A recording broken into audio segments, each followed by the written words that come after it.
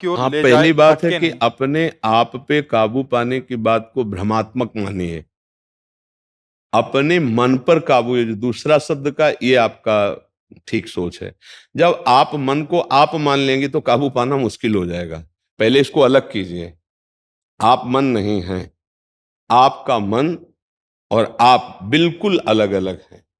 ये एक बहुत बड़ा सलाहकार हमारा जन्म जन्मांतरों से रहा है। हम एक भी कदम चलेंगे तो इसके सहयोग से ही चल सकते हैं। अब ये सलाहकार बेईमान निकला, इसने गलत सलाह दी, गंदी सलाहें दी, और हमको जन्म जन्म से भटकाता चला रहा है। आज जब हम सत्संग सुन रहे तब हमें पता चला कि हमारा मन गलत सलाह देता है। समझ पा रहे हैं आप? जब हम शास्त्र स्वाध्याय किए, साधु संग किए, तब हमारी पकड़ में आया कि मेरा मन गलत है। ये अभी तक जो सलाह देता रहा, अब गलत। अब इस मन से जितना मेरापन हटाते चले जाओगे उतना सही हो जाएगा। ये कैसे?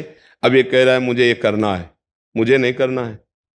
तुम गलत सलाह दे रहे हो, गंदी बात की सलाह दे रहे हो, मैं नहीं करूं। अब ये जलाएगा आपको, आप उसे सह जाओ, जलेगा वही, लेकिन आपका जितना अपनापन मन से है उतनी ताप आप में लगेगी। यार मन बहुत अशांत हो रहा है, अब ये खाने को कह रहा, मुझे खाना, ये खाना ही है, नहीं तो अब शांति। ये देखने को कह रहा, अब ये देखना ही है। ये भोगने को कह रहा है, भोगना ही है। ऐसे हठीला ये मन है।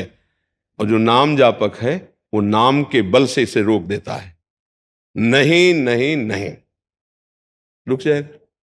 और नाम जप नहीं किया तो इतना जला देगा, इतना परेशान कर देगा आपको कि आपको वो करना ही पड़ेगा जो मन ने ठान लिया है, चाहे वो पाप क्यों ना हो, चाहे वो अधर्म क्यों ना हो। इसीलिए हम सबसे प्रार्थना करते हैं, नाम जप करो।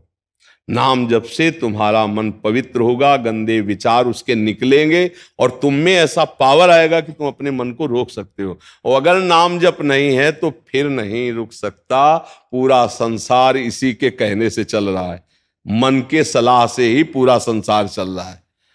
आप यहां आए हो तो मन की सलाह से ही आए हो। बढ़िया मन थोड़ी देर के लिए अच्छे काम में सहयोगी बन गया कि चलो यार संत का संग करते हैं। कितना बढ़िया उसने सलाह दे दी। अगर वो ठान लेना अभी, तो आप अभी उठ के चल दोगे यार, नहीं तो अभी इतनी बेचैनी हो जाएगी कि प्लीज हम 1 मिनट जा रहे हैं, अभी निकल जाओगे। वो आपको सहयोग दे रहा है, उसको फुसला लो, अच्छे कामों में उसको लगा लो, धीरे धीरे प्यार करके।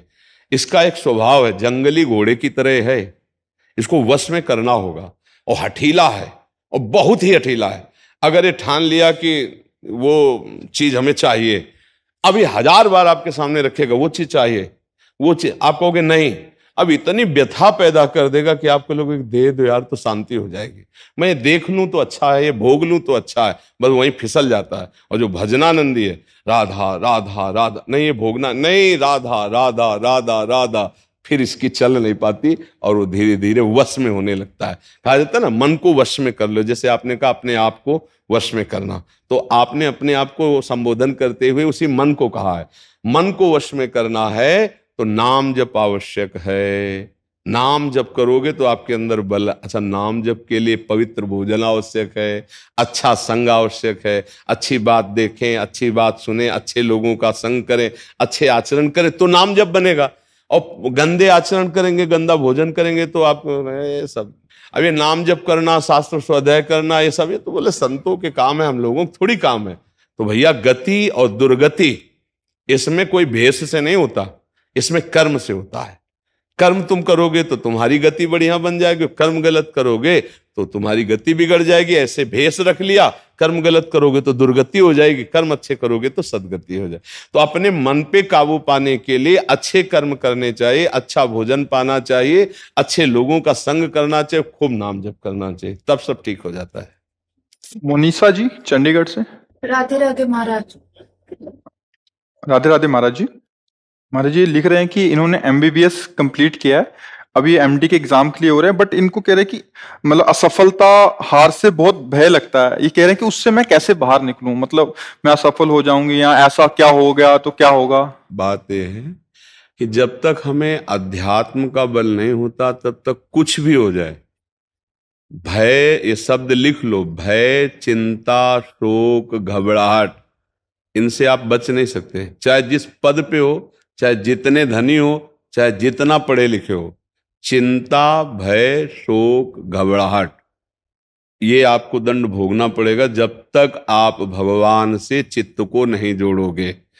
और भगवान से चित्त जोड़ते ही निर्भय, निशोक, निश्चिंत, विपरीत भावना का त्याग और आनंद की अनुभूति। अगर भगवान का भरोसा जागृत हो जाए तो जैसे मन कहता है कहीं ऐसा हो गया तो श्री भगवान है ना, कहीं ऐसा हो गया तो प्रभु है ना, बिल्कुल निर्भय निश्चिंतता आ जाती है।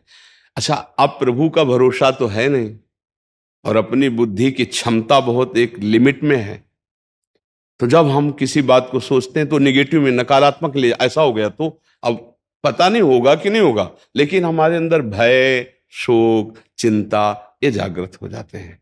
इसलिए हम सबसे प्रार्थना करते हैं कि नाम जप करो, सत्संग सुनो, थोड़ा अध्यात्म को जानो।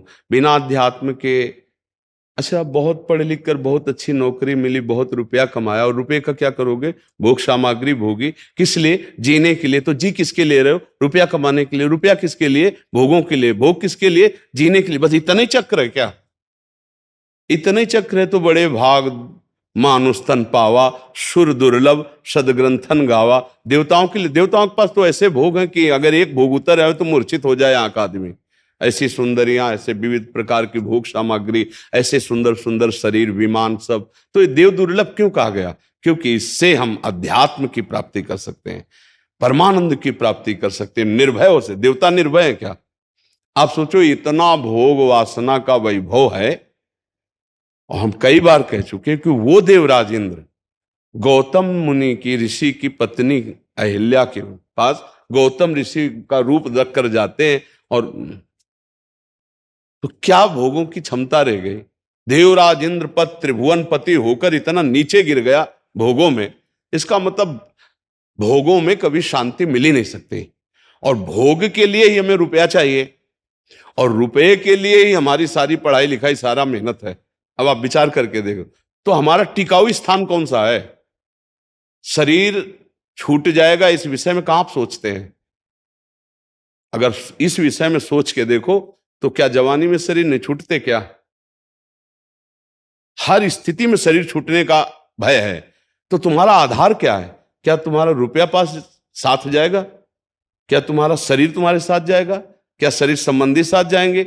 नहीं। एक आधार पक्का ईश्वर का यदि है तो यहां का व्यवहार करते हुए आपका नाम जो अंदर जपा हुआ है, आपका जो भगवत आश्रय, वो आपको मजबूत रखेगा और आनंद में रखेगा। प्रसन्न रहोगे, हर परिस्थिति में प्रसन्न रहोगे।